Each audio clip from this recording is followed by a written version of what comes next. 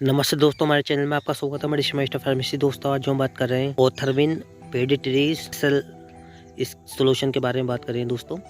इसके आपको यूज़ बताएंगे, इसके डोज और इसके कॉन्ट्राइंडिकेटेड और इसके कहाँ पे यूज़ लिए जाते हैं, इसकी फुल जानकारी हम आपको हिंदी में देंगे।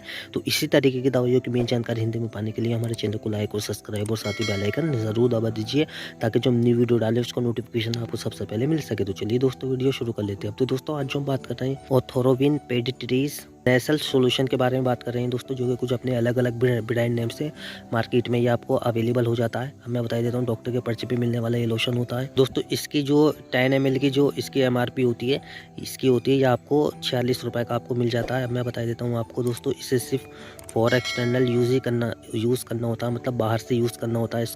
इसको नाक में डालना होता है। इसको GSK कंपनी मैन्युफैक्चरिंग करती है। अब मैं आपको इसके सोल्ट के बारे में बता देता हूँ। तो दोस्तों, इसके अंदर जो है जाइलोमेटाजोलिन इसके अंदर होता है, हाइड्रोक्लोराइड जाइलोमेटाजोलिन हाइड्रोक्लोराइड इसके अंदर होता है सोल्ट। तो इसके अंदर डाला गया है वो 0.5% इसके अंदर डाला गया है, ठीक है। इसका यूज़ अब जान लेते हैं कि इसका यूज़ कहाँ पे लिया जाता है। एक्सोल मेथाजोल लीन का, तो इसका हाइड्रोक्लोराइड का, तो इसका जो यूज़ लेते हैं एक्सोल मेथाजोलिन हाइड्रोक्लोराइड का, तो इसका यूज़ लेते हैं जैसे कि आपकी किसी बच्चे की नाक बंद हो जाती है।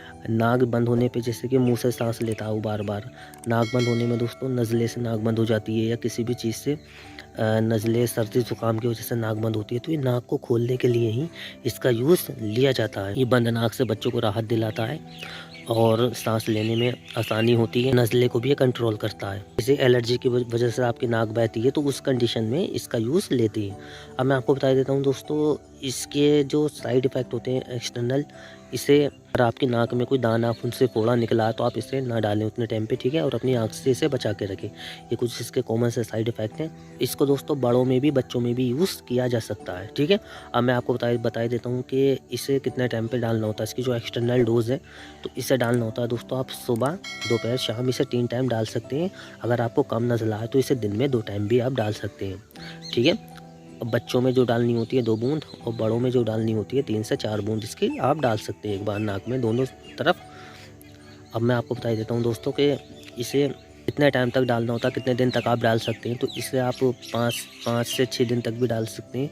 अदरवाइज़ इससे ज़्यादा डालें तो अपने डॉक्टर की कंसल्ट से ही इसे नाक में डालें। अब इसके दोस्तों मैं कुछ सावधानियाँ बता देता हूँ दोस्तों, जैसे कि मान लीजिए कोई मेडिसिन चल रही है हार्ट की, लीवर की, किडनी की, तो उससे कोई इसका साइड इफ़ेक्ट आपको देखने को नहीं मिलेगा। आप इसे डाल सकते हैं बिना डॉक्टर की सलाह से भी।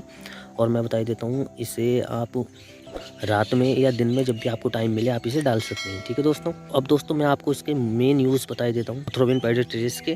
तो इसके जो यूज़ लेते हैं, जैसे आपकी नाक बंद है, सर्दी ज़ुकाम की वजह से नाक बंद है, या किसी एलर्जी की वजह से नाक बंद है, या ब्लड जो हमारी नाक में ब्लड की सप्लाई होती है उसकी वजह से नाक बंद है, किसी भी प्रकार से नाक बंद है, तो ये बंद नाक से राहत दिलाने में मदद करता है। अगर दोस्तों आपका कोई भी सवाल है ओथ्रोविन पेडिट्रीज सिरप के बारे में, तो आप हमें कमेंट बॉक्स में लिख के पूछ सकते हैं। हम आपको इसकी पूरी जानकारी हिंदी में देंगे। धन्यवाद।